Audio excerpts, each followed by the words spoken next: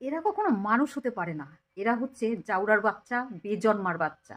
মানে একটা মানুষকে ওরকম পিটিয়ে তারপরে গাছে টানিয়ে পুড়িয়ে দিল। পোড়ানোর পরেও পিটাচ্ছে আর নাচ করছে। এগুলো দেখেও সহ্য করা যায়? এগুলো দেখার পরেও তোমরা মুখ বন্ধ করে থাকবে? এদের কিচ্ছু মানে হবে না? ওই ৭ জন যে ধরেছে ওগুলো তো চোখ দেখা, মানে ওগুলো দেখানো।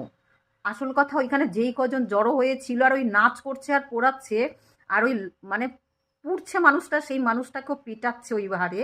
এদের প্রত্যেকটাকে ওরকম জ্বালিয়ে জ্বালিয়ে মারা দরকার, জাউরার বাচ্চাগুলোরে, শুয়োরের বাচ্চা। হ্যাঁ, আমি গালাগালি দিচ্ছি, শুয়োরের বাচ্চা প্রত্যেকটা।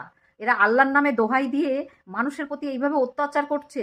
আল্লাহ তোদেরকে বাঁচাবে না, আল্লাহ তোদেরকে বাঁচাবে না। তোদের এক একটাকে ওরকম ভাবে, তোরা ভালোভাবে মরবি না, তোদেরকেও ওরকম ভাবে জ্বলে জ্বলে জ্বলে পুড়ে মরতে হবে শুয়োরের বাচ্চা। তোদেরকে ভগবান কোনোদিন মানে ক্ষমা করবে না। তোরা ওরকম জ্বলে পুড়ে মরবি।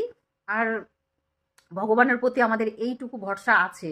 আরে বলে না, শুয়ে থাকলে বসে বসে দেখা যায়।